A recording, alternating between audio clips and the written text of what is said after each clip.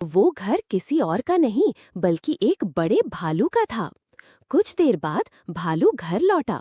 उसने देखा कि उसका खाना खाया गया, उसकी कुर्सी हिली हुई है और कोई उसके बिस्तर पर सो रहा है। वो जोर से गरजा, कौन है मेरे घर में? उसकी आवाज सुनकर माशा जाग गई और डर गई। भालू ने माशा को देखा और कहा, तुम मेरे घर में क्या कर रही हो छोटी लड़की? माशा ने डरते हुए कहा, मैं जंगल में खो गई थी, कृपया मुझे जाने दो, मैं अपने दादा दादी के पास वापस जाना चाहती हूँ।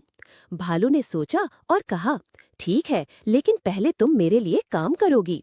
तुम मेरे लिए खाना बनाओगी और घर साफ करोगी। माशा को कोई और रास्ता नहीं दिखा तो वो भालू के साथ रहने लगी। वो रोज खाना बनाती, घर साफ करती और भालू की देखभाल करती।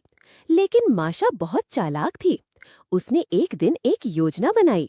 उसने भालू से कहा, मुझे अपने दादा दादी के लिए कुछ पकवान भेजने हैं, क्या तुम एक टोकरी में ये पकवान उनके घर ले जा सकते हो? भालू ने हाँ कह दी।